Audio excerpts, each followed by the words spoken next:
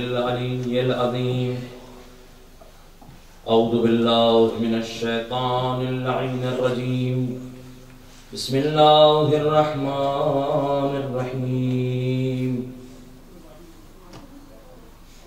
الحمد لله الذي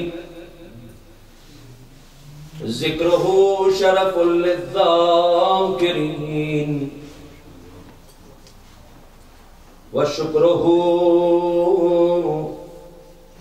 فوز للشاكرين وحمده عز للحامدين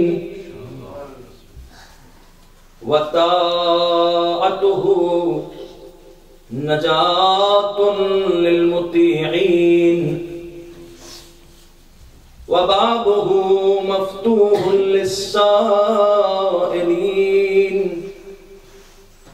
الحمد لله الذي جعلنا من المتمسكين بولاية أمير المؤمنين.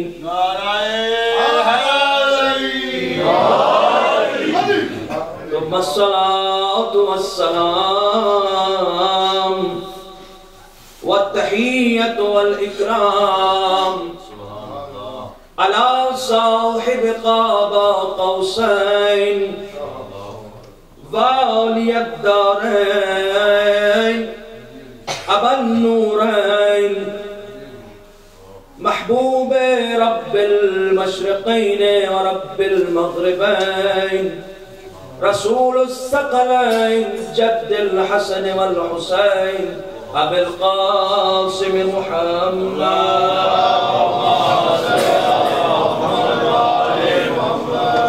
وعلى أهل بيته الطيبين الطاهرين المعصومين المظلومين المنتجبين المنتخبين الذين هم محل معرفة الله وأدلاء على الله وباب الله منه يؤتى الذين أذهب الله عنهم الرجس وطهرهم تطهيرا.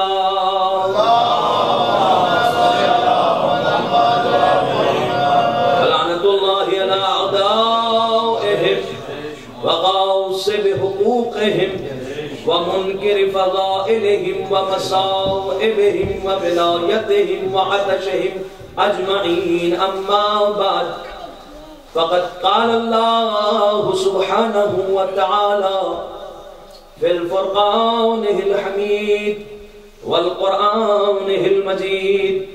بسم الله الرحمن الرحيم. والذين هاجروا في سبيل الله ثم قتلوا أو ماتوا ليرزقنهم الله رزقا حسنا إن الله لهو خير الرازقين. صلوات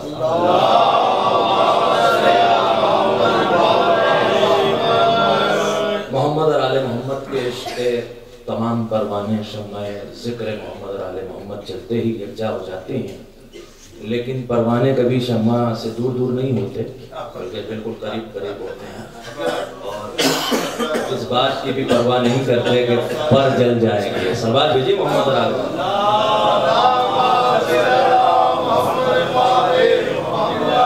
دیکھیے سلوات کے سلسلے میں نے آپ کی خدمت میں بارہا عرض کیا اور بہت سے خطبہ نے عرض کیا اور بہت سے علماء نے عرض کیا اور ہمارے مولانا صاحب نے بھی کئی مرتبہ میں نے دیکھا کہ ذکر کیا.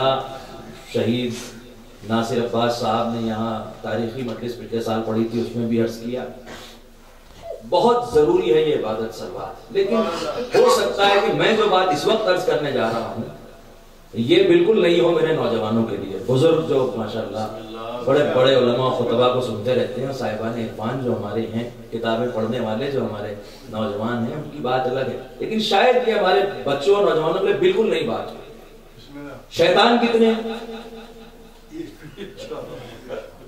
معلوم ہی نہیں، لیکن کتنی طرح کے ہیں اتنا تو معلوم ہونا چاہیے. الکافی یہ وہ کتاب ہے جو امام زمانہ کی غیبت صغریٰ ختم ہونے سے پہلے لکھی جا چکی تھی.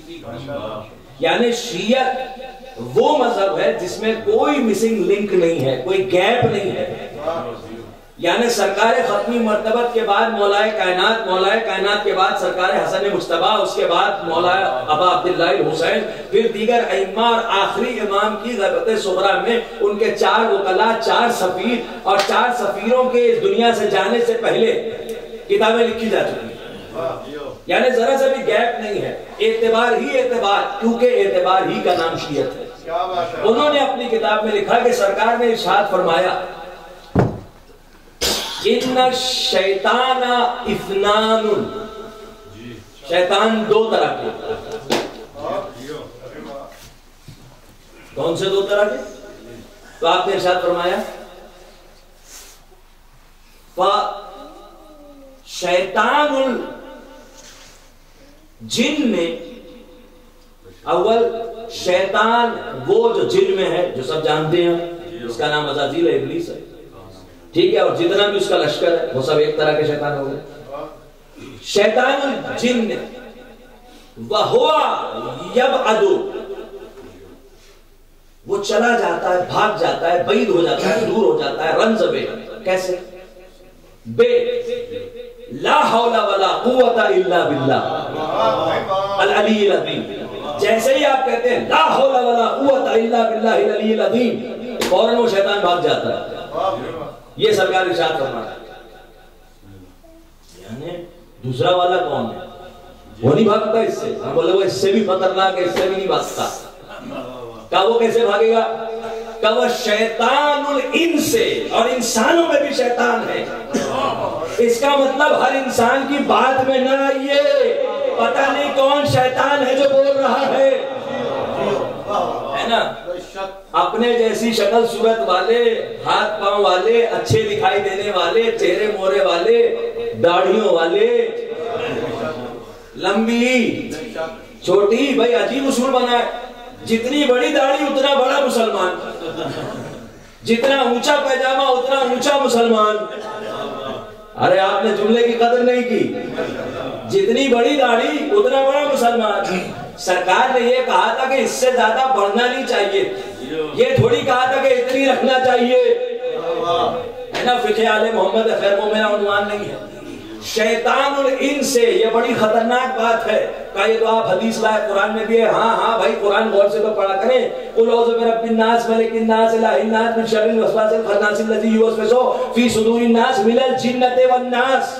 تو اب ایکسپلینیشن بھی ہونا چاہیے, بچنے کا طریقہ بھی ہونا چاہیے. سرکار بتائیے وہ شیطان الانس سے, سرکار کہتے ہیں وہ ہوا یبعدو بصلاۃ علی و علی آلہ, یا اس ایک روایت میں بصلاۃ علی النبی و آلہ.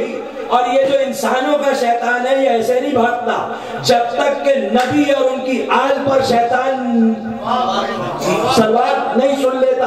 ایک بات عرض کرنا چاہ رہا ہوں, جب تک کہ نبی اور ان کی آل پر شیطان صلوات نہیں سن لیتا, انسانوں کا یہ شیطان بھاگتا نہیں ہے. کس پر صلوات؟ نبی پر نہ, نبی اور ان کی آل پر. اس کا مطلب یہ کہ آل کو ہٹانے کا کام بھی شیطان نے کیا ہے.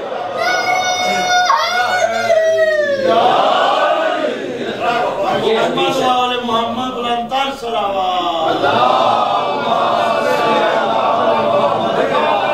دیکھیے آج 2 انوار کا ہم ذکر کر رہے ہیں. 2 تاریخیں ہیں, ایک 11 ہجری 28 صفر, ایک 50 ہجری 28 صفر. ایک سرکار محمد مصطفیٰ صلی اللہ علیہ وآلہ وسلم, ایک مولا حسن مجتبیٰ علیہ السلام. جتنا آپ ان کی عظمت, اتنی شان کو اپنے دل میں محسوس کرتے ہیں, اور جتنی اللہ نے آپ کو انرجی دی ہے, ذرا ویسی ایک صلوات عنایت فرمائیں.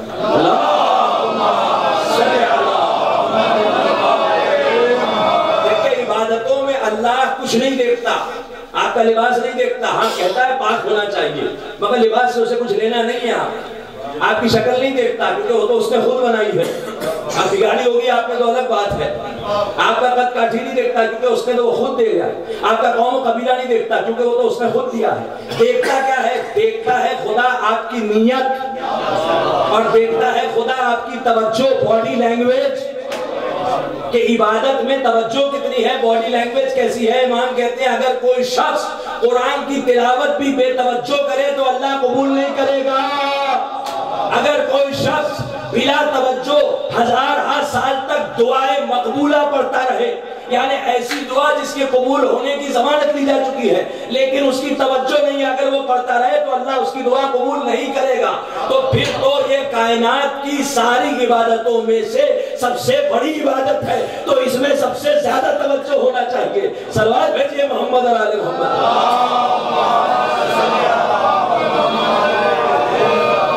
کیا فائدہ صلوات بھیجنے کا؟ تو اللہ نے کہا تم کیا جانو نادان.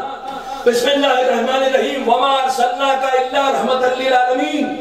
ہم نے محمد کو رحمت للعالمین بنا کر بھیجا اور اعلان کیا اے میرے حبیب ہم نے آپ کو نہیں بھیجا مگر عالمین پر رحمت بنا کر. یہ دو کوڑی کا مسلمان جو اپنے کو محمد جیسا کہتا ہے، تو جانتا بھی ہے کہ عالمین کیا ہے؟ جو یہی نہیں جانتا کہ عالمین کیا ہے. عالم نہیں، ایک عالم میں ہزارہ نظام شمسی ہوں گے. اللہ کہہ رہا ہے ایک عالم نہیں، عالمین ہے. فکروں کو بلند کریں، اسی لیے کہتا ہے مسلح پہ آؤ تو تنگ نظر بن کے مت آؤ، اندھے بن کے مت آؤ. مسلح پہ میں تم کو عقلوں کو تالا لگانے کے لیے نہیں بلا رہا ہوں، ذہنوں میں جالا لگانے کے لیے نہیں بلا رہا ہوں. مسلح پہ اس لیے نہیں بلا رہا ہوں کہ بس اب تمہارا کام ہو گیا، بلکہ مسلح پہ اس لیے بلا رہا ہوں کہ اب تک زمین پر یہاں وہاں مصروف تھے، اب ذرا اپنے کو بلند کرو اور کہو الحمدللہ رب العالمین. اب عالمین کے بارے میں سوچنا شروع کرو، فکروں کو بلند کرو. سرکار رحمت للعالمین بن کر آئے ہیں، تو جب سرکار رحمت للعالمین ہیں تو اس عالمین میں یہ نظام شمسی ہے، اس نظام شمسی میں یہ زمین ہے، اس زمین میں یہ یوکے ہے، اس یوکے میں یہ بلیک بن ہے، اور اس میں ہم اور آپ بیٹھے ہوئے ہیں. ہمارے لیے کیا رحمت کا پیغام ہے یہ سرکار؟ کیا پیغام ہے؟ کیا پیغام رحمت ہے؟ کیا تم جانتے نہیں یہ جو تم ہمارے ذکر کے لیے مہیا یہاں جمع ہوتے ہو، ذکر کی عظمتیں تو ہی ہیں، مگر ذکر کے دوران جو تم صلوات بھیجتے ہو اس کے لیے میں عرض کر رہا ہوں من صلی علیہ مرہ، جو مجھ پر ایک بار صلوات بھیجتا ہے لا یبقى له من ذنوبہ ذرہ، تو اس کے گناہوں میں سے ایک ذرہ بھی باقی نہیں رہتا.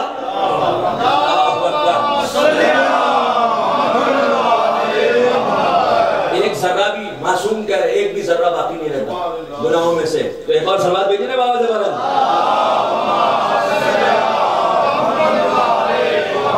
100 دفعہ معصوم کہتے ہیں، 100 دفعہ صلوات بھیجیں. کتنا بھی بڑا پرابلم 100 دفعہ صلوات بھیجیں، حل کر دیں گے. 100 دفعہ صلوات. ہمیں صلوات کی عظمت ہی نہیں معلوم خدا کی، لیکن سمجھنے کے لیے اتنا ہی کافی ہے. تو بار بار میں عرض کرتا ہوں نماز واجب عبادت، روزہ واجب عبادت، حج واجب عبادت، زکات واجب عبادت، خمس واجب عبادت، جہاد واجب عبادت، تمام عبادتیں واجب ہیں. لیکن خدا بند عالم جو عبادت خود کرتا ہے اسے صلوات کہتے ہیں. جو عبادت پہلے معبود کرتا ہے، جسے عبادت کی ضرورت ہی نہیں ہے کہ اللہ محتاج ہے کہ صلوات بھیجے، جب محتاج نہیں ہے تو پھر بھی مسلسل صلوات بھیج رہا ہے. اللہ اکبر، مسلسل صلوات بھیج رہا ہے. اندازہ لگائیں کہ عظمت صلوات کیا ہے. آج ہم ان کا ذکر کر رہے ہیں جس محمد پر اور ان کی آل حسن پر اور تمام ائمہ پر اللہ مستقل صلوات بھیج رہا ہے. اس لیے آج ان کے ذکر کی عظمتوں کو اس وقت، اس لمحے، اس پل میں اپنے ذہن میں لا کر ایک باواز بلند صلوات عنایت فرمائیں.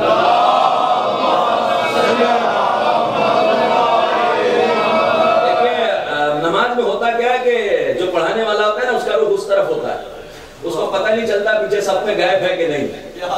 مگر یہ جو نماز ولایت جو ہم پڑھاتے ہیں نا، اس میں ہم دیکھتے ہیں کون صف میں ہے کون صف کے باہر ہے. صلوات بھیجیے محمد اور آل محمد. خدا کی قسم محمد اور آل محمد کے ذکر کی توفیق اللہ نے ہمیں دی، اسی کے ذریعے خدا ہمیں رزق ہدایت بھی دیتا ہے۔ رزق ہدایت قرآن سے ملتا ہے۔ اللہ قرآن میں اعلان فرما رہا ہے، اب آ گیا میں اس آیت پر جسے سرنامہ کلام بنایا تھا، سورہ حج کی 58ویں آیت، بسم اللہ الرحمن الرحیم، والذین ہاجروا فی سبیل اللہ، جن لوگوں نے ہجرت اختیار کی اللہ کی راہ میں۔ بھائی زیادہ تر یہاں مجھے اس ملک میں ہجرت کرنے والے دکھائی دے رہے ہیں۔ ماں آپ نے ہجرت کیوں کی؟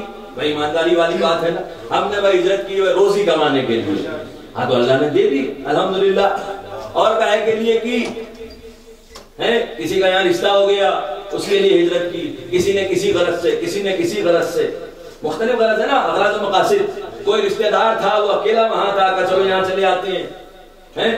ہم جیسے لوگ کوشش کرتے ہیں لو تبلیغ ولایت یہاں کریں، بڑی زرخیز زمین ہے، اب جیسی نیت ہوگی ویسا اللہ اجر دے گا۔ آپ یہاں کب تک رہیں گے، کب تک آپ کا آب و دانا یہاں ہے، کسی کو نہیں معلوم ہے، کسی کو نہیں معلوم، تو ہمیشہ نظر وہاں رکھیے جہاں پرماننٹلی رہنا ہے۔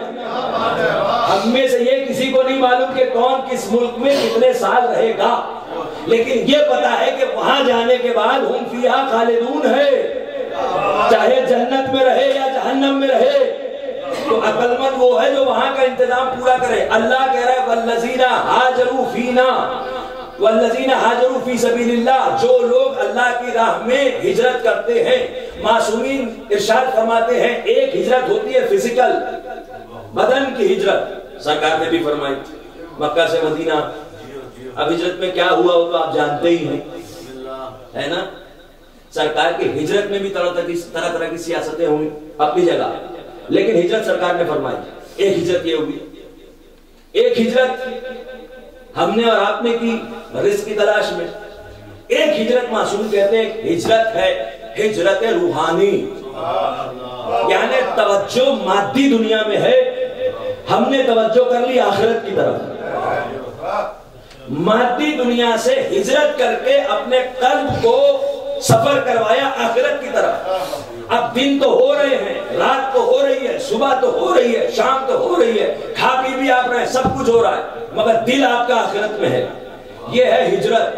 اگر یہ ہجرت آپ نے کی تو یہ بھی آپ مہاجر فی سبیل اللہ کہلائیں گے۔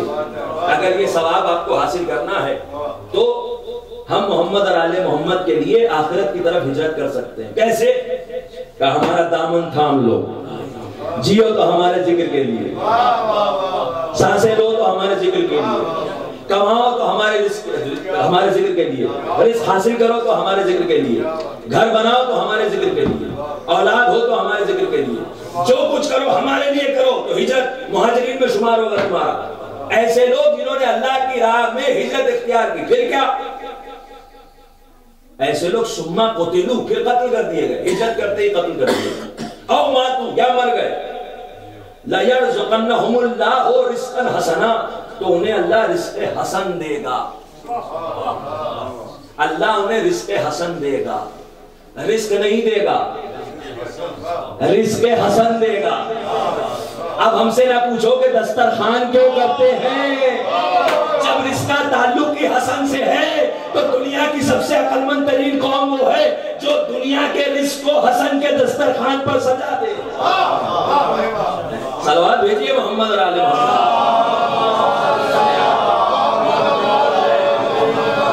اور قرآن میں اعلان کیا جناب شعیب نے کہ اللہ نے مجھے رزق حسن دیا، میں ان تمام آیتوں کی طرف نہیں جاؤں گا اس لیے کہ مجھے کچھ اور چیزیں بیان کرنی ہے، لیکن ایک آیت آپ کی خدمت میں پیش کرتا ہوں۔ اللہ کہہ رہا ہے وَمِن ثَمَرَاتِ النَّخِيلِ وَالْأَعْنَابِ،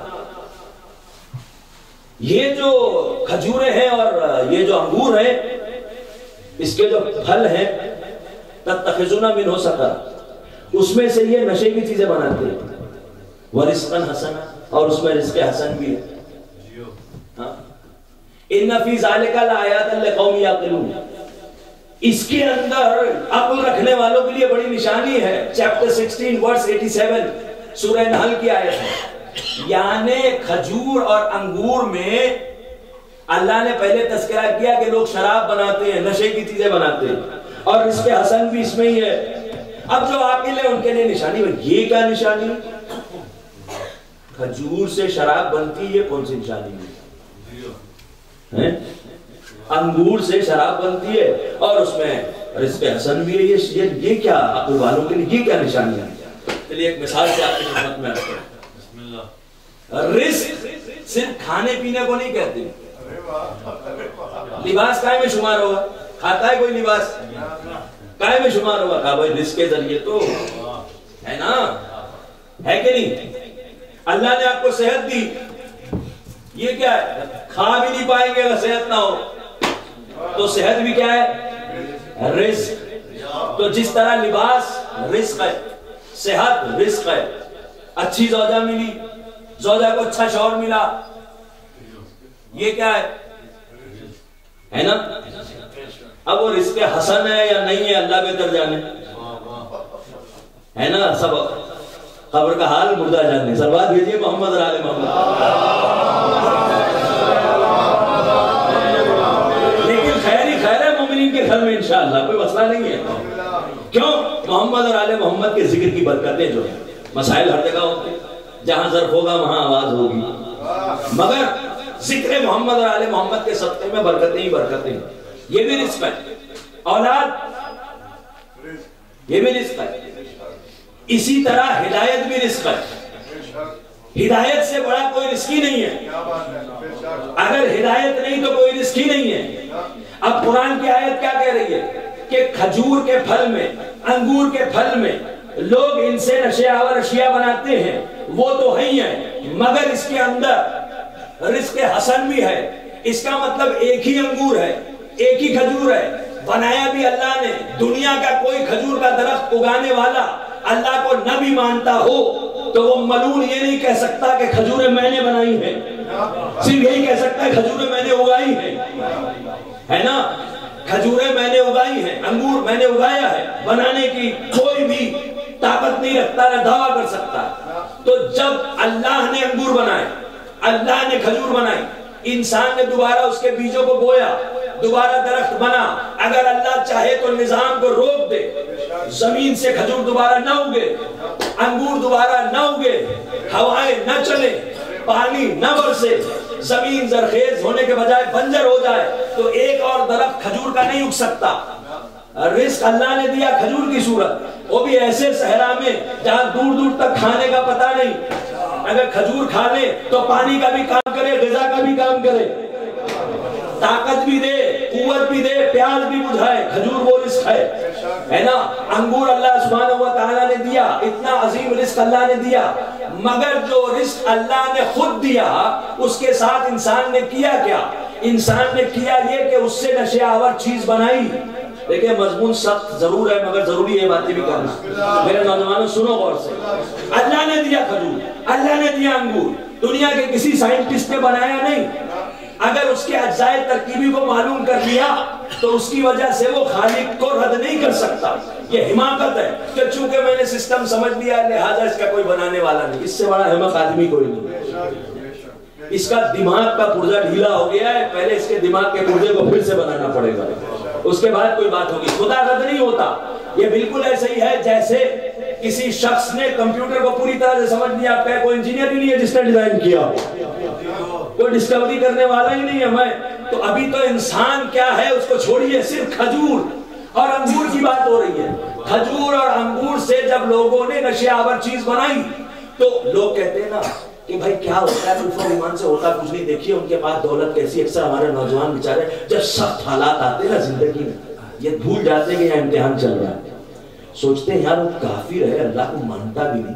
میں سجدہ بھی کرتا ہوں، نماز بھی پڑھتا ہوں، وہ نماز بھی نہیں پڑھتا. میں علی بھی کرتا ہوں، وہ بھی نہیں کرتا. میں ماتم بھی کرتا ہوں، وہ بھی نہیں کرتا. میں علم اٹھاتا ہوں، وہ بھی نہیں اٹھاتا. میں خون بہاتا ہوں، وہ بھی نہیں بہاتا. اور میری زندگی اتنی سب، اس کو دیکھو عالی شان محل میں رہ رہا ہے. تو اللہ نے یہ دنیا بنائی ہے امتحان کے لیے. اللہ رزق دے تو لے لو، اگر کم دے امتحان لے تو امتحان میں کامیاب ہو جاؤ. یہی کامیابی ہے، زیادہ رہنا نہیں ہے یہاں پر. یہ بالکل ایسا ہی ہے جیسے آپ کو میں دو آپشن ابھی دیتا ہوں. آپ کی زندگی فور ایگزامپل مجھے معلوم ہو جائے کہ ایک شخص جو ہے وہ 60 سال جینے والا ہے، 30 سال گزر چکے ہیں اس کے. میں نے کہا جو ریمیننگ 30 ایئرز ہیں اس ریمیننگ 30 ایئرز میں 5 سال میں آپ کو دیتا ہوں، جتنا آپ خرچ کر سکتے ہیں کریں. اور جہاں رہنا چاہتے رہیں اور جو کھانا چاہتے ہیں کھائیں اور جہاں گھومنا چاہتے ہیں گھومیں، لیکن 5 سال کے بعد پھر 25 سال کے لیے مصیبت ہی مصیبت ہے۔ اور دوسرا آپشن یہ ہے کہ 5 سال تک بڑی تنگی بڑی مصیبت ہے، بس ہینڈ ٹو ماؤتھ، بہت سخت زندگی، مگر 25 سال آرام ہی آرام ہے۔ کیا آپشن چنیں گے آپ بتائیے، کیا آپشن چنیں گے؟ بھائی 25 سال والا چنیں گے، کتنا بے وقوف انسان ہے۔ اللہ کہہ رہا ہے دنیا میں علی علی کرتے رہو، یہاں کھاتے پیتے بھی رہو، یہاں پہ سختی دوں گا تو دوں گا، مگر وہاں پہ ہمیشہ علی کے پاس رکھوں گا۔ اب عقل مند وہ ہے جو یہاں پر ولایت کا سودا نہ کرے، سختی ہو تو ہو، علی کے ساتھ رہنا ہمیشہ ہمیشہ کی زندگی، اس سے اچھی کوئی چیز نہیں ہے۔ تو آخری بننا چاہیے۔ اب اللہ نے یہ کیوں نہ کیا کہ جیسی شراب بنائی تھی انسان نے کہا انگور ختم، وہ غلطی ہو گئی تھی، شراب کی فیکٹری ڈال دی، انگور کے پودے ہی اپنا نہیں اگتے۔ ایسا ہوا نہیں ہوا نا؟ کھجور سے شراب بنائی، پتہ چلا صحرا سے ساری کھجور جھگڑی اٹھا لے گئے۔ اب اگلی صبح لوگ اٹھے ہوئے کھجور کے درخت ملے اتنے سارے، بڑا باغ تھا، کدھر ہے بھائی؟ ایسا کچھ ہوا نہیں ہوا۔ کیوں نہیں کیا اللہ نے؟ جب خود کہہ رہا ہے کہ اس سے نشے آور چیزیں بناتے تو نشہ تو حرام ہے نا بھائی۔ ان الخمر والمیسر والانصاب والازلام رجس من عمل الشیطان، اللہ نے کہا ہے نا خود ہی کہ یہ عمل شیطان ہے، رجس ہے۔ تو کیوں نہیں اللہ نے ہٹا دیا؟ اس لیے نہیں ہٹایا کہ اللہ دیکھنا چاہتا ہے کہ رزق دیا میں نے ہے، کھجور میں نے دی، انگور میں نے دیے، اب میں دیکھتا ہوں کہ اس سے نشہ کون بناتا ہے اور رزق حسن کون حاصل کرتا ہے۔ اس سے نشہ کون بناتا ہے، رزق حسن کون حاصل کرتا ہے۔ اسی طرح اللہ نے اسلام کو بھی بھیجا روح کی پیاس اور بھوک مٹانے کے لیے۔ اب اللہ یہ دیکھنا چاہتا ہے کہ نماز کو نشہ کون بناتا ہے اور نماز سے رزق ہدایت حسن کون حاصل کرتا ہے۔ بھائی آپ کہیں گے یہ کیا آپ نے کہہ دیا نماز کو نشہ بنا، استغفر اللہ۔ جی ہاں، ابلیس کیا کرتا تھا؟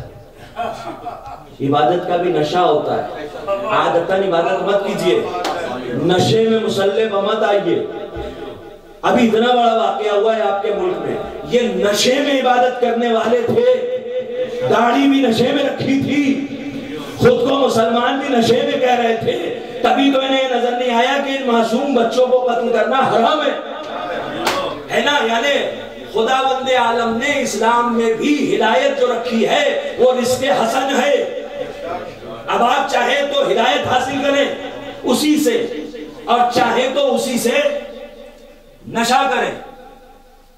سرکار نے یہ تو نہیں کہا تھا میرے بعد 73 فرقے ہوں گے، 72 بے نمازی ہوں گے۔ کوئی بتا دیجئے مجھے حدیث۔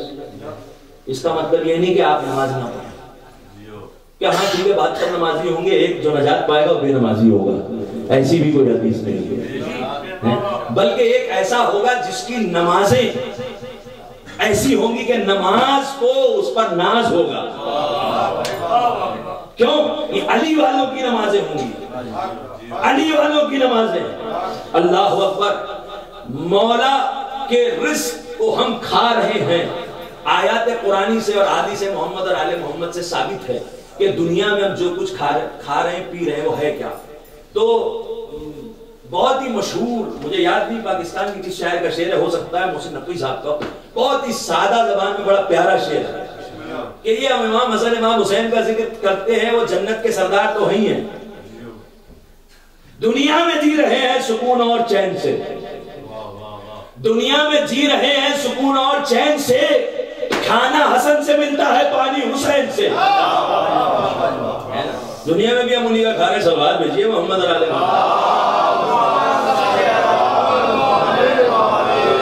ویسے بھی اللہ نے حسن کا رنگ قرار دیا گرین، ہرا۔ جو لائف کا سرکل ہے وہ شروع کیسے ہوتا ہے؟ آپ بتائیں ماشاءاللہ پڑھے لکھے لوگ ہیں، کیسے شروع ہوتا ہے؟ کیسے شروع ہوتا ہے؟ پلانٹ سے شروع ہوتا ہے نا، ہربس سے۔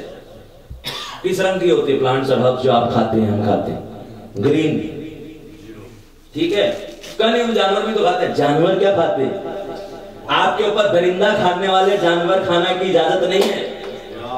جو حسن کے رنگ کی ہری گھاس کھاتے ہیں وہی حلال جانور آپ کھا سکتے ہیں۔ اس کا مطلب جو حسن سے دور ہوا وہ جانور بھی حرام ہو جاتا ہے۔ اللہ اکبر۔ جو حسن کے رنگ سے دور ہوا جب وہ جانور حرام ہو جاتا ہے تو جو حسن کے بتائے ہوئے طریقہ عبادت سے دور ہوا اس کی نماز کیا، روزہ کیا، حج کیا، زکات کیا، خمس کیا، جہاد کیا، کچھ نہیں ہے اس کا۔ اتنے جوش میں آپ کہہ رہے ہیں کیا بات ہے؟ میں نہیں کہہ رہا ہوں، خدا کی قسم عجیب و غریب بات ہے۔ کسی نے کہا کہ حسن کچھ بولتے نہیں، خاموش زیادہ، خاموشی میں ہیبت ہے، اس کی تعریف کرنے کے بجائے شکایت کرنا ہے۔ میرے مولا نے کہا بیٹا حسن ذرا ممبر پر تو جاؤ۔ کہا بابا آپ کی موجودگی میں؟ کہا میں کہہ رہا ہوں بیٹا جاؤ ممبر پر۔ مولا حسن تشریف لے گئے اور ایک مرتبہ آپ نے خطبہ دینا شروع کیا۔ الحمدللہ الاحد بلا تشبیہ، الواحد بلا تشبیہ، الحمدللہ الواحد بلا تشبیہ، ساری تعریف اس کے لیے ہے، اس اللہ کے لیے جو ایسا واحد ہے جس سے کسی کی تشبیہ نہیں دی جا سکتی، وَدَائِمُ بِلَا تَكْوِينَ، اور ایسا دائم ہے، سنس ایور ہے جسے کسی بنانے والے کی ضرورت نہیں ہے۔ یہ سوال ہی غلط ہے، سب کو اللہ نے بنایا تو اللہ کو کس نے بنایا؟ ارے امام حسن سے پوچھو، اللہ ہوتا ہی ہوا جسے کسی نے نہ بنایا ہو۔ وَدَائِمُ بِلَا تَكْوِينَ، He is not been created and not been made by anybody۔ کہتے کہتے کہتے کہتے جہاں مولا آئے ہیں وہ سنیے، ایک ہی پیغام ہے اس خطبے میں مولا کا۔ اما بعد، یعنی اللہ کی تعریف کرنے کے بجائے توصیف کرنے کے بجائے توصیف کرنے کے بعد اس کے بعد مولا اما بعد کہہ کے ایک ہی پیغام دے رہا، عجیب پیغام مولا نے دیا۔ مولا ارشاد فرماتے اما بعد فَإِنَّ عَلِيًّا بَابٌ، بے شک میرے بابا علی دروازہ ہیں۔ ابھی یہاں یہ نہیں کہا کاہے کا دروازہ، ابھی شہر کا دروازہ، ان کے یہ نہیں بتایا، اللہ کا دروازہ کچھ نہیں بتایا۔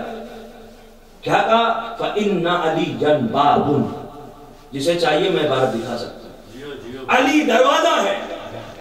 کاہے کا دروازہ ہے مولا؟ مَن دَخَلَهُ، جو اس دروازے میں داخل ہوا، كَانَ مُؤْمِنًا، وہی مومن ہوا، وَمَنْ خَرَجَ مِنْهُ كَانَ كَافِرًا، اور جو اس دروازے علی سے نکل گیا وہ مسلمان نہیں کافر ہو گیا۔ اب سمجھ میں آیا علی کی ذات پر اختلاف کرنے والوں، علی کی ولایت پر جھگڑا کرنے والوں، یہ بتاؤ کہ نماز مومن کی نماز ہے یا کافر کی نماز ہے؟ علی وہ دروازہ ہے، جو اس میں داخل ہوا وہ مومن ہے، جو اس سے باہر نکل گیا وہ کافر ہو گیا۔ یہ پیغام دے دیا کہ دیکھو علی کے مقابلے پر صفین میں جو آیا تھا وہ کلمہ ضرور پڑھ رہا تھا لیکن تھا کافر۔ کلمہ کیا پڑھ رہا تھا؟ کلمہ کیا پڑھ رہا تھا بچوں بتائیں؟ کلمہ کیا پڑھ رہا تھا؟ لا الہ الا اللہ محمد رسول اللہ، اس کو کیا کہتے ہیں؟ شہادتین۔ اس کا مطلب شہادتین پڑھنے کے باوجود امام حسن کے قول کے مطابق آدمی کافر ہو جاتا ہے۔ یہ بھی نہیں کہا مولا نے کہ جو اس دروازے سے دشمنی رکھتا ہو، نہ، جو اس دروازے سے نکل گیا، چاہے جس وجہ سے نکل گیا، جو اس دروازے سے نکل گیا وہ کافر ہو گیا، چاہے اپنا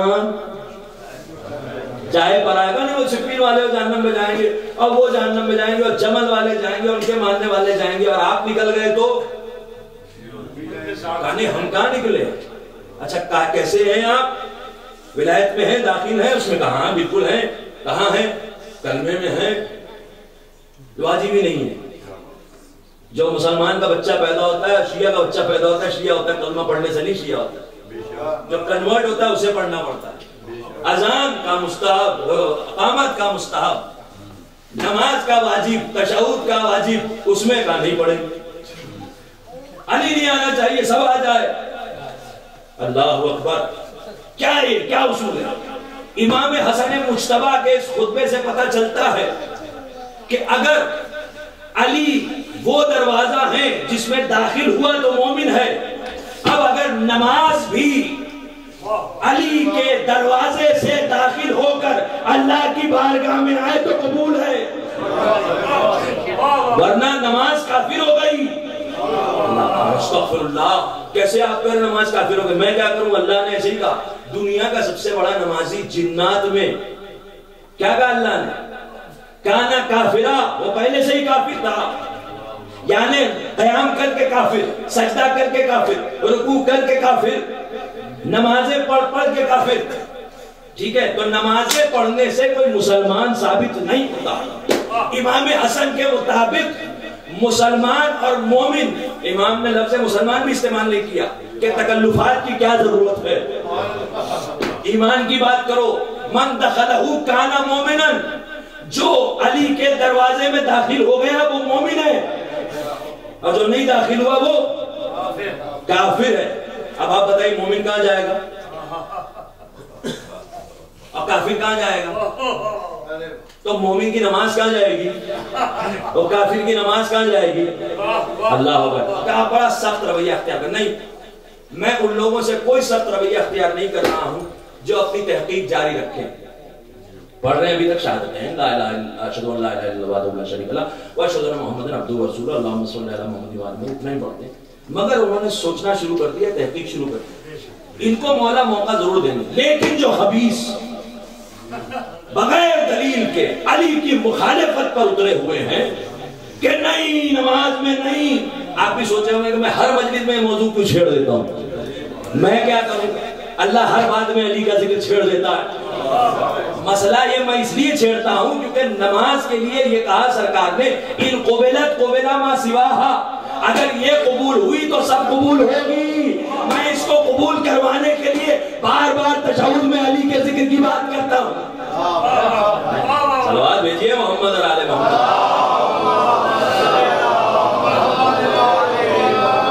جیسی یہ خطبہ دیا بہت خوش ہوئے مولا، بہت تبسم فرمایا آپ نے، بوسہ دیا آپ نے بیٹے. امام کے بچپن کا بھی واقعہ ملتا ہے. 14 مہینے کل عمر ہے مولا کی، 14 months. یہ آل محمد ہے.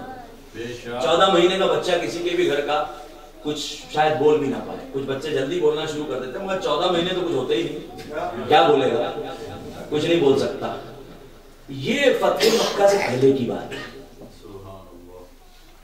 ایک مرتبہ ابو سفیان آیا مدینہ. ہم مولا کائنات کے گھر تشریف لا کر بیت الشرف میں تو کہنے لگا یا علی آپ اپنے بھائی سے بات کریں، بڑا مسئلہ بڑھا دیا ہے، ہمارے خداؤں کی ایسی تیسی کر دی ہے، کچھ بات کریں آپ ان سے. آپ ان سے کہیں کہ ایسا نہ کریں، وہی آفر جو پہلے دیے گئے تھے، بھئی کیا چاہیے انہیں، جو چاہیے ہم دینے کو تیار ہیں، ہمارے ساتھ معاہدہ کر لیں. مولا 14 مہینے کے تھے، اٹھے اپنی جگہ سے. اٹھنے کے بعد اس کی ناک پکڑی اور ٹیڑھی کر دی. ناک پکڑ کے ابو سفیان کی ٹیڑھی کر دی. کہا قل لا الہ الا اللہ محمد رسول اللہ اکون شفیعا، کہ پہلے ابھی غدیر کا اعلان نہیں ہوا تھا. کہا پہلے جو 2 اعلان ہو چکے ہیں تو اس کو مان، پھر میں جا کے اپنے نانا سے بات کروں گا. اللہ اکبر. جس گھرانے کے 14 مہینے کے بچے شفاعت کرتے ہیں اسے آل محمد کہتے ہیں. اللہ اکبر. کیا کہنے. اور ابو سفیان کوئی چھوٹا موٹا شخص نہیں تھا، اپنے زمانے کا فرعون تھا، اپنے زمانے کا نمرود تھا، اپنے زمانے کا شداد تھا. بچہ ناک ٹیڑھی کر کے جملہ کہہ رہا ہے. ابو سفیان پلٹ کے کچھ نہیں کہتا.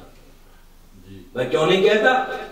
کہہ دے کہ میرے ساتھ اتنا برا سلوک ہوا، اب تو میں جنگ چھیڑوں گا.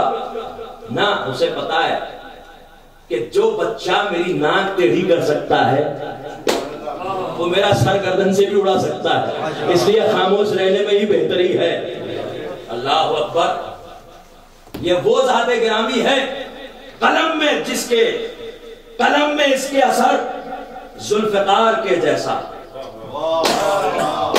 قلم میں اس کے اثر ذوالفقار کے جیسا، وقار اس کا خدا کے وقار کے جیسا. قلم میں اس کے اثر ذوالفقار کے جیسا، وقار اس کا خدا کے وقار کے جیسا. بغور ذات و صفات حسن کو دیکھو تو بغور ذات و صفات حسن کو دیکھو تو نظر یہ آتا ہے پروردگار کے جیسا.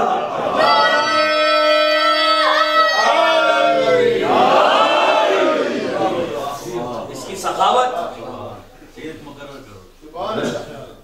قلم میں اس کے اثر ذوالفقار کے جیسا, وقار اس کا خدا کے وقار کے جیسا.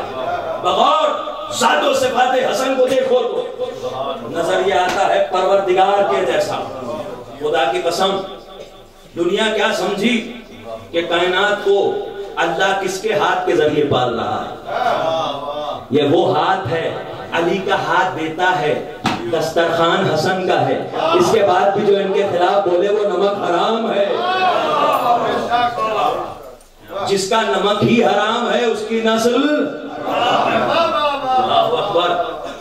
اور دو طرح کے ہوتے بھی ہیں, ایک جو زنا سے پیدا ہوتے ہیں, ایک جو ایڈلٹری سے پیدا ہوتے ہیں, ایک جو حیض کی حالت میں پیدا ہوتے ہیں, ایک جو حرام رزق سے پیدا ہوتے ہیں. اب جو ان کی کھائے اور ان کے خلاف بولے ہے نا, تو یہ ذہن میں رہے یہ ذات گرامی کیوں نہ ہو. یہ ذات گرامی ہے, یہ کوئی معمولی ذات نہیں ہے, یہ مکمل شبیہ ہے اپنے نانا کی, اپنے نانا کی مکمل شبیہ. کون نانا؟ جس کو اللہ نے محمود نہیں محمد کہا. محمود یعنی کیا؟ ماشاءاللہ ہیلی ایجوکیٹڈ لوگ یہاں موجود ہیں, پی ایچ ڈیز بھی موجود ہیں, عربی سے بھی شکوت رکھنے والے موجود ہیں. Mahmood means the one who is praised. Muhammad means the one who is praised the most. praise worthy ترجمہ غلط ہے اس کا. the most praise worthy, جس کی سب سے زیادہ تعریف کی جائے وہ محمد ہے. کوئی اللہ سے زیادہ تعریف کرنا, یہ جو ہر بات میں جن کو شرک کی بیماری ہو جاتی ہے وہ مجھے بتائیں کہ اللہ محمود کیسے, یہ محمد کیسے. وہ اللہ سے زیادہ تعریف محمد کی. ہاں کیوں؟ اس لیے کہ ساری کائنات جب مل کر, محمد خود بھی, ساری کائنات جب مل کر اللہ کی تعریف کریں گے تو وہ محمود ہوگا. اور جب عبداللہ کے لال کی تعریف بندوں کے ساتھ مل کر اللہ بھی کرے گا تو وہ محمد ہو جائے گا. ہے کہ نہیں؟ یہ اس کی ہمارے ہندوستان کے ایک شاعر کہتے ہیں کہ یہ کس ذات گرامی کی بات کر رہے ہیں آپ, یہ کون سی ذات ہے جانتے ہیں؟ دنیا نے بہت ڈھونڈا محمد کا جواب, دنیا نے بہت ڈھونڈا محمد کا جواب. ثانی تو بڑی چیز ہے, سایہ نہ ملا. ارے کیا سن رہے ہیں؟ ثانی تو بڑی چیز ہے, سایہ نہ ملا. میں نے اس کے آگے مولا کے صدقے سے کچھ کہا, بسم اللہ بسم اللہ ارشاد. کیا بات کہ ثانی جو ملا بھی تو حسن کی صورت. کیا کہا تھا انہوں نے؟ دنیا نے بہت ڈھونڈا محمد کا جواب, ثانی تو بڑی چیز ہے, سایہ نہ ملا. باہر ڈھونڈو گے کہاں ملے گا بھائی؟ خاک کے ذروں میں نور کا عکس مل ہی نہیں سکتا, نہیں مل سکتا.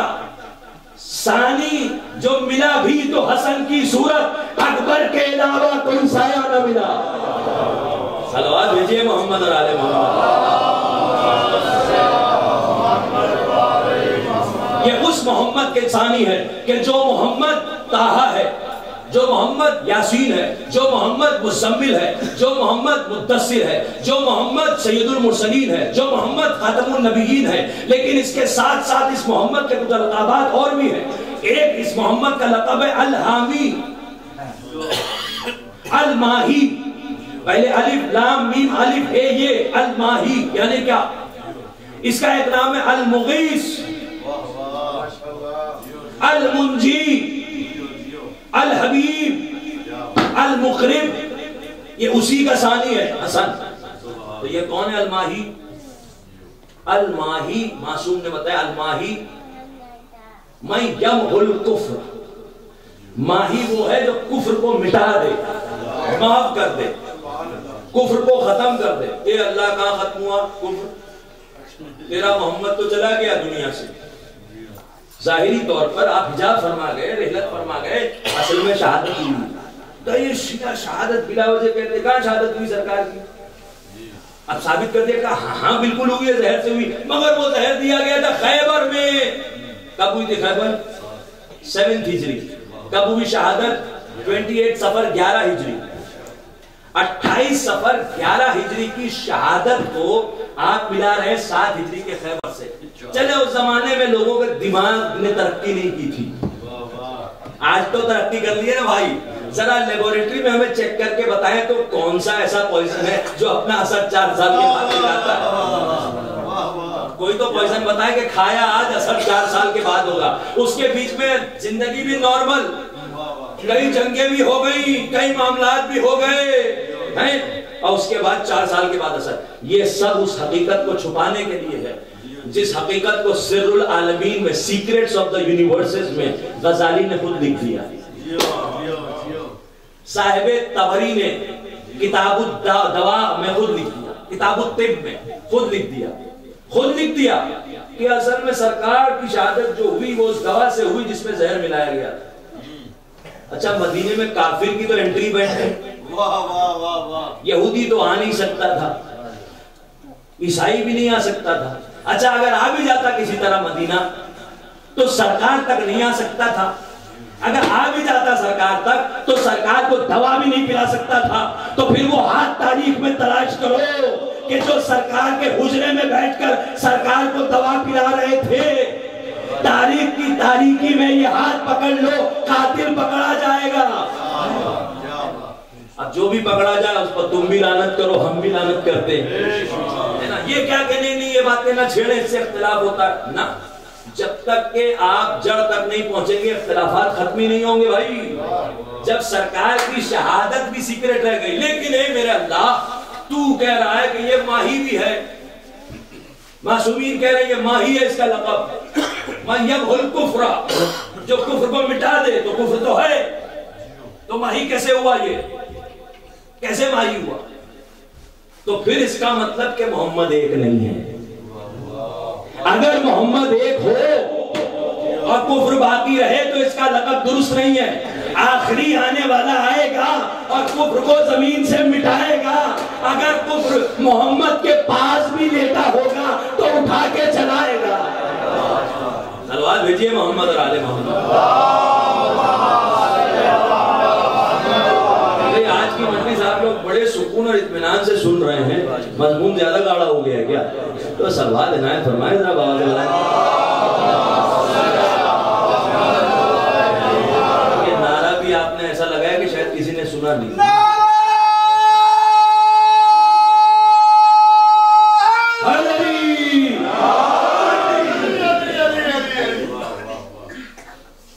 وَجَاءَ رَبُّكَ وَالْمَلَكُ صَفًّا صَفًّا، اسی طرح کی ایک اور آیت ہے قرآن میں، سورہ اعلیٰ چیپٹر 87۔ اللہ ارشاد فرما رہا ہے وَذَكَرَ اسْمَ رَبِّهِ فَصَلَّى۔ معصوم کہتے ہیں کہ یہ آیت جو ہے یہ بتا، اگر جب اللہ کے اسم کا ذکر ہو تو فوراً نماز پڑھو۔ اگر یہ ترجمہ کرو گے تو بھی اللہ کا ذکر کیسے کرو گے؟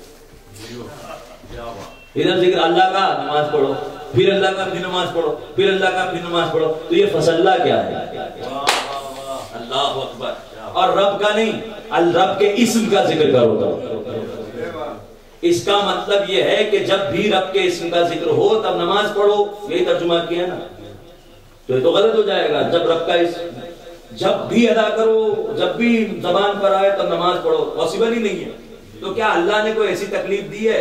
تکلیف مالا یطاق پاسبل ہی نہیں ہے، مگر کرنا ہے، قرآن کا حکم ہے۔ معصوم نے کہا نہیں، جب رب کے اسم کا تذکرہ کرو تو ہم محمد اور آل محمد پر صلوات بھیجو۔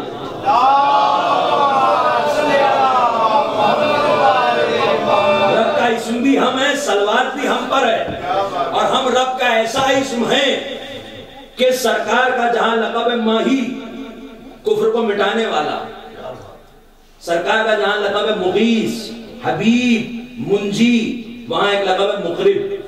مگر اس سب کے معنی بچے سنتے جائیں، ماہی یعنی محب کرنے والا، محمد کی جگہ آخری محمد کفر کو مٹائے گا، مغیث استغاثے پہ پہنچنے والا، مدد کے لیے فوراً، منجی نجات دلانے والا، حبیب دوست۔ میرا ایک بات سمجھ میں نہیں آتی، جب سرکار منجی بھی ہے، نجات دلانے والے بھی، جب سرکار مغیث بھی ہیں، استغاثے پہ پہنچنے والے بھی، جب سرکار ماہی بھی ہیں، کفر کو مٹانے والے بھی، تو یہ غار میں جو رو رہا ہے وہ کیوں رو رہا ہے؟ بھائی اس کا مطلب وہ سرکار کو مغیث نہیں مانتا. سرکار کو اگر مغیث مانتا ہوتا، مدد کرنے والا، آپ کہیں یا علی مدد، مولا علی، پھر بھی آپ روتے رہے، ایسا کہیں ہوتا ہے کیا؟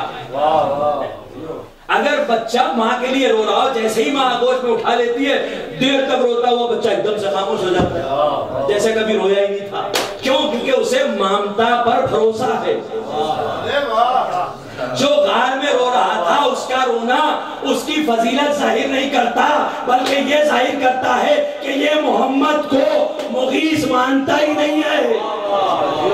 اللہ اکبر. اس کا محمد کے نجات دلانے پر، مددگار ہونے پر، دوست ہونے پر ایمان ہی نہیں ہے. ماہی کفر کو مٹانے والا ہونے پر ایمان ہی نہیں ہے. اسی لیے تو گریہ کر رہے ہیں نا. کل سانپ دیکھا تھا تو گریہ کیا، آپ تو الزام لگا رہے ہیں. اردو میں محاورے بھی بڑے زبردست ہیں، محاورے سے ہی مسئلہ حل ہو جاتا ہے. سانپ سونگ گیا، آپ نے سنا ہے محاورہ؟ کیوں یہ محاورہ مشہور ہے؟ کیونکہ فطرت ہے انسان کی، سانپ دیکھتے ہی رونا بند ہو جاتا ہے. سانپ دیکھتے ہی فطرت بشر یہ ہے، سانپ سونگ گیا، کچھ نہیں بول رہا، بول ہی نہیں پا رہا، میری طرف دیکھتے رہیے آپ. سانپ جیسی دیکھا، سانپ بھی نہیں بول پا رہا کہ سانپ آیا تو یہ رویا کیسے ہے نا. اس کا مطلب مسئلہ سانپ کا نہیں تھا بھائی، مسئلہ کچھ اور تھا. اب عرب سمجھے نہ سمجھے، اردو والے تو سمجھ لے. سلوات بھیجئے محمد اور آل محمد. لیکن سرکار کا ایک لقب ہے المقرب، قریب کرنے والا. کس سے؟ قریب کرنے والا. کس سے؟ کس سے قریب کرنے والا؟ نماز پڑھتا ہوں میں صبح کی 2 رکعت، پر بتانے لگتا، گارنٹی ہے قریب ہو جاؤ گے. جو قریب کرتا ہے اللہ سے وہ محمد ہے، مقرب محمد ہے. غدیر تک نماز میں اللہ سے قریب کرنے والا محمد تھا، لیکن غدیر میں محمد نے یہ کہا من کنتو مولا ہو فہذا علی مولا. اب آج جس کو بھی نماز میں اللہ سے قریب ہونا ہو وہ میرے بعد علی کو ولی مانے.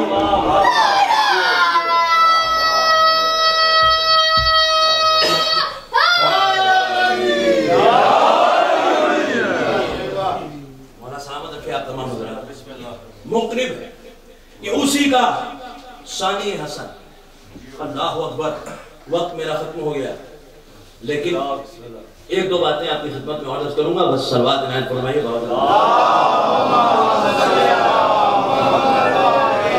سرکار حسن مجتبیٰ کا ایک واقعہ آپ یہاں کیوں آتے ہیں؟ صرف محبت میں. میں یقین سے کہتا ہوں میں کوئی کچھ لینے نہیں آتا. یہ الگ بات ہے کہ ملتا سب کچھ اسی بارگاہ سے، مگر آپ قصہ دینے آتے ہیں، ہے نا. اور یہ کریم کیسے؟ سرکار مولا حسن مجتبیٰ کے بارے میں واقعہ ملتا ہے کہ کنیز نے مولا کی محبت میں، مولا کی کنیز ہے، مولا کی محبت میں مولا کے ہی باغ سے، مولا کے ہی باغ سے مولا کا ایک پھول لا کے مولا کو دے دیا. مولا کی کنیز نے مولا کے باغ سے مولا کا پھول لا کے مولا کو دے دیا. اپنا کیا تھا؟ کچھ نہیں، ہے نا. کیا کیا مولا نے؟ مولا نے کہا الحمدللہ جات وہ آج سے آزاد ہے. جات وہ آج سے آزاد ہے، ہماری طرح نہیں ہے جب آزاد ہے مطلب ہم ان سے آزاد ہو گئے، آج کوئی ذمہ داری نہیں نا.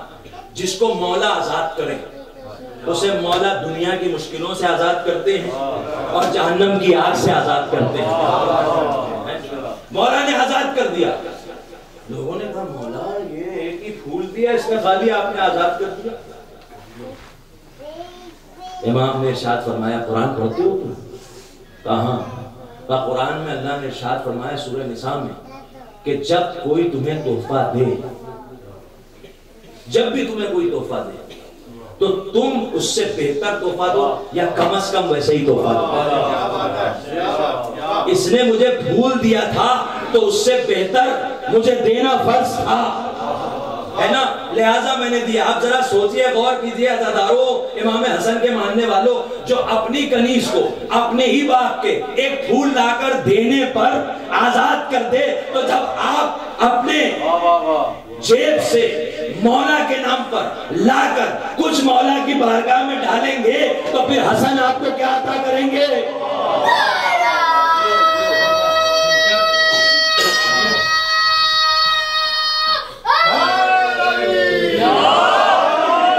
اچھا، اسی بات کو میں نے اشعار میں بھی لکھا ہے. آج اگر آپ سننا چاہیں، ایک صبح کا لکھا ہے مورخ نے واقعہ. ایک پھول ایک کنیز نے مولا کو جب دیا، مولا حسن کے لب پہ تبسم سا آ گیا، چشمہ سخاوتوں کا کچھ ایسے ابل پڑا. ایک صبح کا لکھا ہے مورخ نے واقعہ، ایک پھول ایک کنیز نے مولا کو جب دیا، مولا حسن کے لب پہ تبسم سا آ گیا، چشمہ سخاوتوں کا کچھ ایسے ابل پڑا.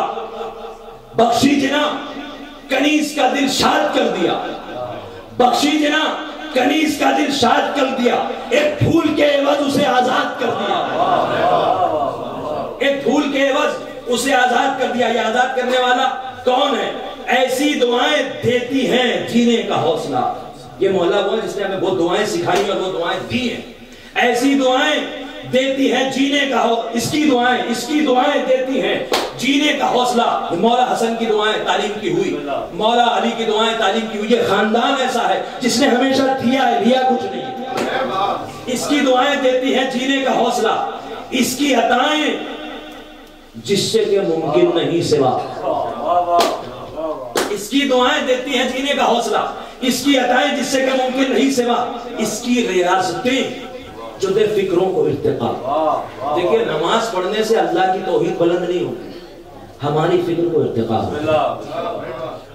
محمد اور آل محمد کے علوم حاصل کرنے سے محمد اور آل محمد کی عظمت نہیں بڑھ جاتی. ہماری فکر میں جتنے تالے ہیں، کیونکہ بھئی ہم انسان ہیں، محدود ہیں، ناقص عقل ہے، کچھ تصور پیدا کر لیتے ہیں، کچھ فکر کر لیتے ہیں، کوئی نظریہ بنا لیتے ہیں. امام نے کہا ہمارے علوم حاصل کرو، ہم تمہیں بالا کرتے رہیں گے. اس کی دعائیں دیتی ہیں جینے کا حوصلہ، اس کی عطائیں جس سے کہ ممکن نہیں سوا، اس کی ریاضتیں جو دے فکروں کا ارتقا، اس کی عبادتیں جو دے معبود کا پتہ، اس کی عبادتیں جو دے معبود کا پتہ. تو ہی بتا خدا کہ تجھے جانتا بھی کون، ہوتے اگر حسن تو تجھے مانتا بھی کون.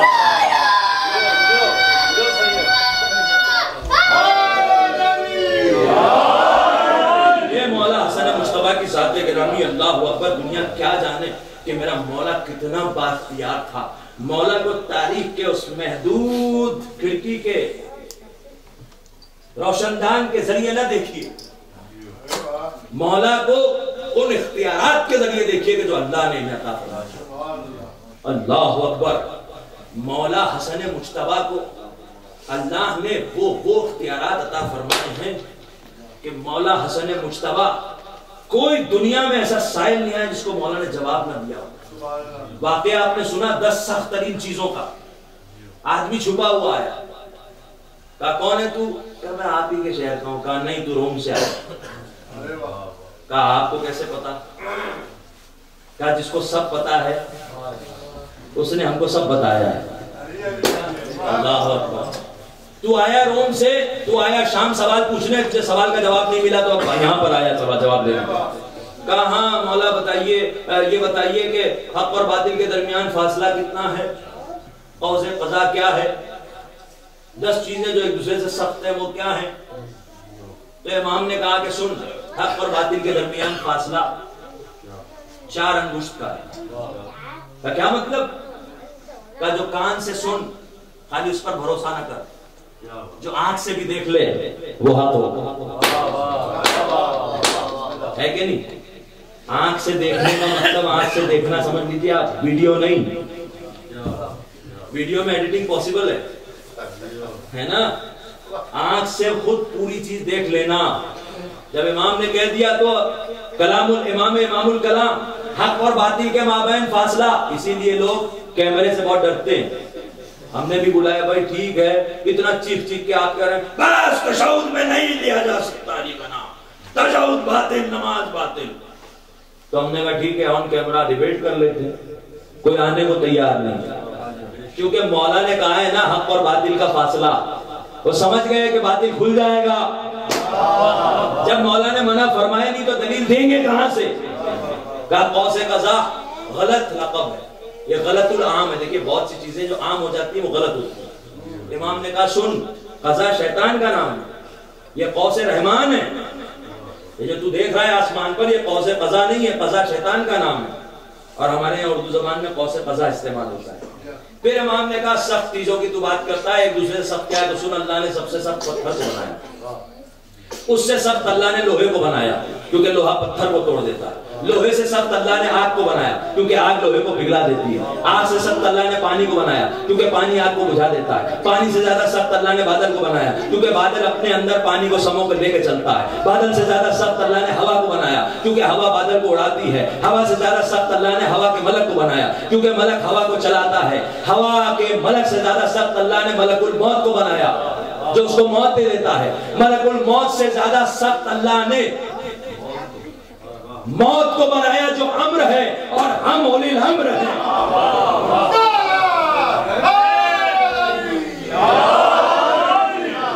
یہ اولی الامر ہے. اللہ اکبر.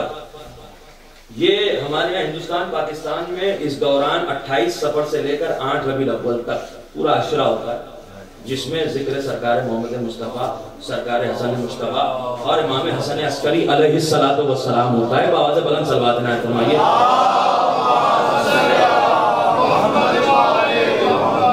اس ایک مجلس میں سب کچھ تو نہیں سمجھ سکتا. مصائب آپ انشاءاللہ خاص مخصوص انداز میں سرائکی میں سنیں گے مولانا محمد علی صاحب سے. میں آپ کی خدمت میں بس اتنا عرض کروں گا، اس ایک مجلس میں جو کچھ ممکن ہوا میں نے آپ کی خدمت میں عرض کیا. من ہاجر فی سبیل اللہ، ٹھیک ہے، جو اللہ کی راہ میں ہجرت کرے، ٹھیک ہے.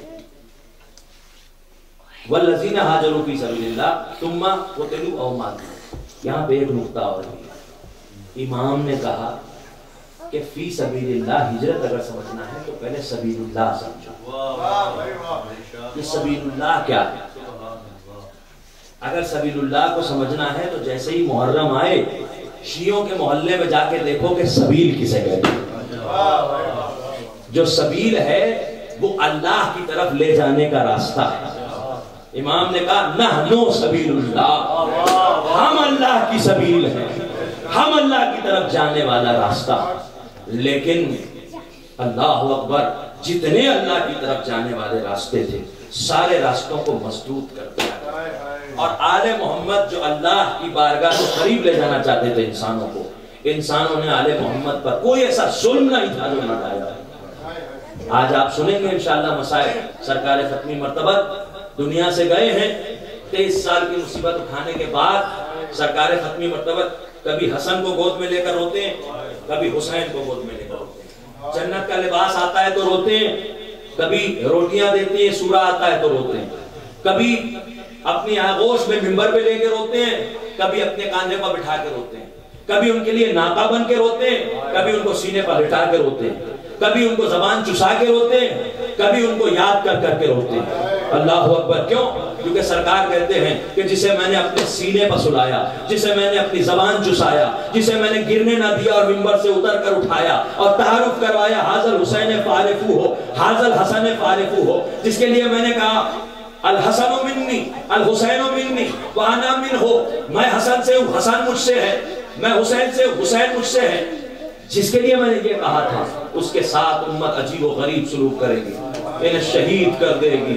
ہاں تہر دغا سے دونوں شہید ہوئے، لیکن مجھے حکم ہوا ہے کہ میں آج کی تاریخ کی مناسبت کے علاوہ کچھ آپ کی خدمت میں عرض کروں. ایام اذاں ہیں، یہاں وہ تمام ماتمدار حاضر ہیں جو محرم کا چاند نکلتے ہی حسین حسین کرنے لگے، ماتم کرنے لگے. یہاں وہ عزادار ہیں جو زہرا کو پرسہ دینے کے لیے اپنا کاروبار چھوڑ کر، اپنا گھر بار چھوڑ کر یہاں پر آئے کہ اے حسین کی ماں پرسہ لے لیجئے کیونکہ ہم آپ ہی کی دعا سے پیدا ہوئے ہیں بی بی.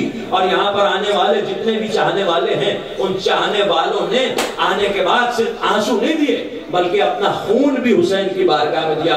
اے آقا، آپ پر قربان ہونے کا جو جذبہ ہے وہ سچا ہے. ہمارے ہمارا خون قبول کر لیں اگر اس لائق ہو. خدا کی قسم یہ ان کا ہی کرم ہے کہ ہم ان کی عزا میں آ جاتے ہیں اور ان کی اوپر عزاداری کیوں نہ کریں. عزادارو دنیا تو ہم سے پوچھتی ہے کب تک روگے, کتنا روگے, کتنے آنسو بہاؤ گے, کتنی مٹی سے کرو گے. میں ان سے پوچھتا ہوں یہ بتاؤ تم میں سے کوئی تھا اس زمانے میں جب پوچھتا کہ زینب پہ کتنے ستم اٹھاؤ گے, سید سجاد کو کتنے تعزیانے لگاؤ گے, بیویوں کو کتنا اسیر کر کے بازاروں میں درباروں میں لے جاؤ گے. وہ ایام ہے جب وہ مصائب پڑھے جاتے جب ہماری بیویاں رہائی پا کر کربلا آئیں. ہاں میں نے کربلا کے سلسلے میں عرض کیا تھا کہ بیویاں کربلا آئیں. صاحب مالس سبتین لکھتے ہیں کہ ایک ایک بیوی جب آئی ہے تو چونکہ سر جدا تھے, بچہ میں مصائب کے لوگ سر جدا تھے تو پھر کیا ہوا؟ سر جدا تھے ہوا یہ عزادارو کہ ایک ایک بیوی اپنے والی کے پاس آئی اور سر کو تن کے پاس رکھا. سید سجاد نے سر کو تن پہ رکھ کر ہاتھ پھیرا اور قبر بنانا شروع کی. حسین کی قبر بنائی, وہیں پر اکبر بھی ہے. ایک ایک شہید کی بیوہ ایک ایک سر کو جوڑتی گئی. سید سجاد ایک ہی جگہ دفناتے چلے گئے. عجیب و غریب معاملہ صاحب مالس سبتین نے لکھا ہے. یہ جو لوگ کہتے ہیں کہ ہمیں سب کچھ معلوم ہے, تمہیں یہی نہیں معلوم کہ آل محمد کی مظلومیت یہ بھی ہے کہ سر کے اس سلسلے میں کئی روایتیں ہیں. کہیں راس الحسین مصر میں بھی ملتا ہے, کہیں راس الحسین شام میں ملتا ہے, کہیں راس الحسین کی روایتیں بقیع کی بھی ملتی ہیں. اور جو روایت زیادہ تر جسے مقاتل میں لکھا گیا وہ یہ روایت ہے کہ بیویاں سروں کو لے کر آئی تھیں اور سید سجاد نے سارے سروں کو تن سے جوڑا تھا اور سب کو دفن کیا تھا. لیکن جب سب کو دفن کر چکے ایک چھوٹا سا سر بچا تھا. ام رباب لے کر آئی, اے میرے راج سجاد یہ اصغر کا سر ہے. ارے جب اصغر کا لاشا دیکھا تو اتنا چھلی تھا کہ کوئی بدن میں ایسی جگہ نہیں تھی جہاں پڑھنے سے چپ ہونے کا نشان نہ. اللہ اکبر. جب کوئی عزادار ہمارا ماتم کرتا ہے, ہمہ زنی کرتا ہے, زنجیر زنی کرتا ہے تو آس پاس لوگ کھڑے ہوتے ہیں اور جیسے ہی دیکھتے ہیں کہ اس نے زنجیر بڑے زور سے مار لی ہے تو ایک مرتبہ بڑھ کے اس کا ہاتھ پکڑ لیتے ہیں. لیکن جب ظالم کربلا کی زمین میں نیزے گاڑ رہے تھے تو کوئی روکنے والا نہ تھا. ہائے علی اصغر, ہائے علی اصغر, ہائے رباب کا 6 مہینے کا لال. اللہ اکبر. سید سجاد نے ایک مرتبہ تن سے سر کو جوڑا اور سر کو جوڑنے کے بعد ایک مرتبہ سید سجاد جیسے ہی قریب حسین کی قبر کے آئے, حسین نے دونوں ہاتھ بڑھا دیے. اے سید سجاد اس تعویذ کو میرے سینے پر سلا دو. سکینہ تو شام میں سو گئی, سید سجاد سینے پر سلا دو. سید سجاد نے سلایا.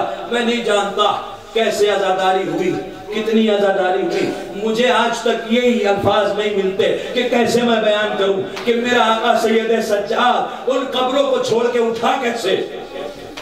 زینب کبریٰ, بی بی ام کلثوم, شہزادی ام رباب, شہزادی ام لیلا, شہزادی ام فروا, دیگر بیویاں وہاں سے روانہ کیسے ہوئی, یسرب آئی کیسے. میرے پاس الفاظ نہیں ہے, بس 2 منٹ آپ کے اور لوں گا. اب یہ قافلہ چلا یسرب کی طرف, بشیر بن جزلم ساتھ ہے.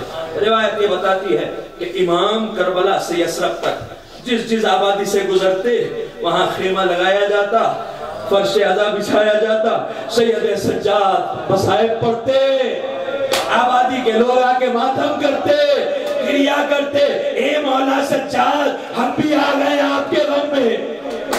اللہ اکبر. یہاں تک کہ یسرب پہنچے. آخری 2 جملے, یسرب پہنچے. جب یسرب پہنچے عزاداروں تو مولانا بشیر سے کہا, اے بشیر تو شاعر ہے نا, تیرا باپ بھی شاعر تھا. کہا ہاں مولا میں کچھ شعر کہہ لیتا ہوں. بشیر بن جزلم سے مولا نے کہا, اے بشیر تو مدینے والوں کو اپنے مخصوص انداز میں بتا کہ ہم پر کیا گزر گئی اور ہمارا خیمہ یہی لگیں گے, مدینے والوں کو بلا. روایت بتاتی ہے کہ بشیر بن جزلم نے ایک مرتبہ ماتم کرنا شروع کیا، کہا اے مدینے والو کیا چین سے بیٹھے ہو، محمد کا گھرانہ لٹ گیا، مدینہ رہنے کے لائق نہیں رہا، مدینے والا اپنا سب کچھ لٹا کر آ رہا۔ مدینے کا کوئی گھر خالی نہیں تھا، ہر گھر سے مرد نکلے، ہر گھر سے عورتیں نکلی، تیزی سے نکل کے ایک مرتبہ مدینے کے باہر آ کے بشیر سے پوچھا، اے بشیر کیا ماجرا ہے، کیوں ماتم کر رہا ہے؟ کہا بس ان خیموں کی طرف جاؤ تمہاری سمجھ میں آ جائے گا۔ اب روایت کے بتاتی ہے کہ یہ مدینے کے لوگ پہنچے، جب پہنچے تو کیا دیکھا کہ خیمے سے کمر جھکائے ایک بوڑھا نکلا اور ہاتھ میں اس کے رومال ہے، رومال وہ آنکھوں پہ رکھتا ہے لیکن آنسو اتنے زیادہ ہیں کہ ایسے ٹپک رہے ہیں جیسے کسی بھیگے ہوئے کپڑے سے پانی ٹپکتا ہے۔ جیسے ہی آئے تو ایک مرتبہ پوچھا کہ یہ ہیں کون، یہ کون ہے؟